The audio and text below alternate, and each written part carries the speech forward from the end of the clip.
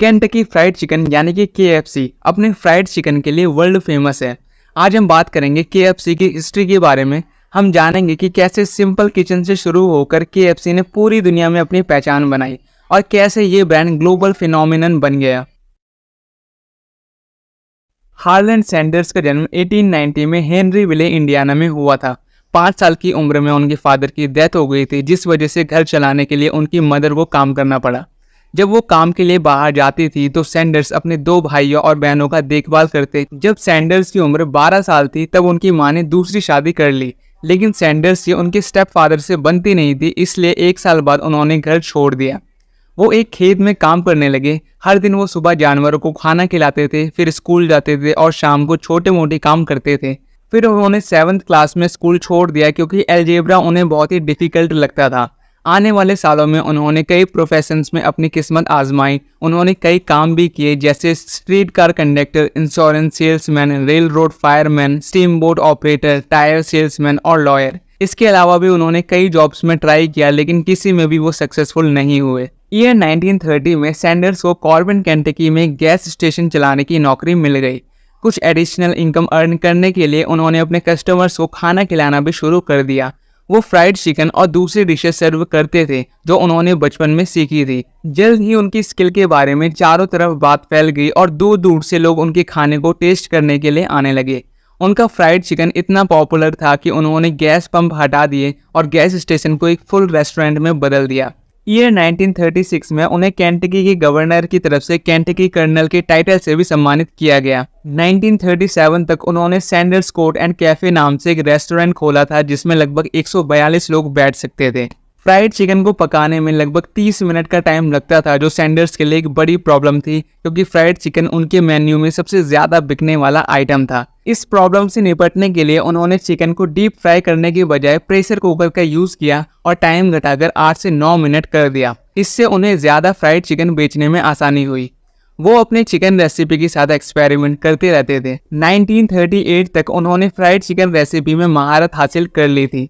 इस रेसिपी में वो अलग अलग मसाले डालते थे जिन्हें आज तक केएफसी ने किसी को भी नहीं बताया है। उन्होंने नॉर्दर्न कैरोलिना के एशविले में एक और सैंडर्स कोर्ट एंड कैफे खोलकर अपने बिजनेस को और एक्सपेंड किया, लेकिन अब सेकेंड वर्ल्ड वॉर छिड़ चुका था, जिससे उनके कस्टमर्स काफ़ी कम हो गए क्योंकि उनके ज़्यादातर कस्टमर टूरिस्ट थे।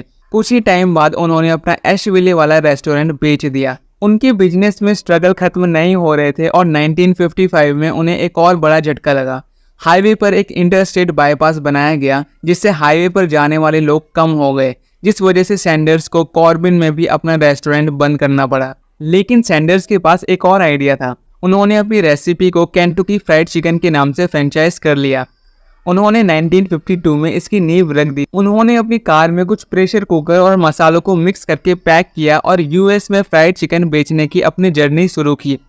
उन्होंने पूरे देश में ट्रैवल किया और रास्ते में उन्होंने कई रेस्टोरेंट्स का दौरा किया और उन्हें अपने फ्राइड चिकन सर्व। जब उन लोगों ने फ्राइड चिकन टेस्ट कर लिया तो सैंडर्स ने रेस्टोरेंट्स ओनर से फ्रेंचाइज लेने की बात की। सैंडर्स ने फ्राइड चिकन के पर पीस पर $0.04 का कमीशन मांगा। बदले में उन्होंने इस फ्राइड चिकन को बनाने की रेसिपी भी बताई। उन्होंने यूटा में एक रेस्टोरेंट के साथ अपनी फर्स्ट फ्रेंचाइज डील पक्की की और यहाँ से उनका बिजनेस चल पड़ा और 1963 तक पूरे अमेरिका में 600 केंटकी फ्राइड चिकन फ्रेंचाइजेस थी।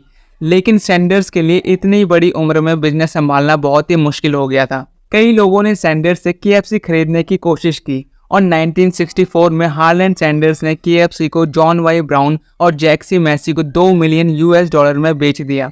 लेकिन उन्होंने इसे एक शर्त में बेचा कि फ्राइड चिकन की क्वालिटी हमेशा बनी रहनी चाहिए और सैंडर्स को लाइफ टाइम सैलरी भी मिलेगी और वो हमेशा कंपनी की फेस वैल्यू बने रहेंगे। 1970 तक केएफसी अब 48 कंट्रीज में फैल चुका था और पूरी दुनिया में इनके 3000 आउटलेट्स हो चुके थे।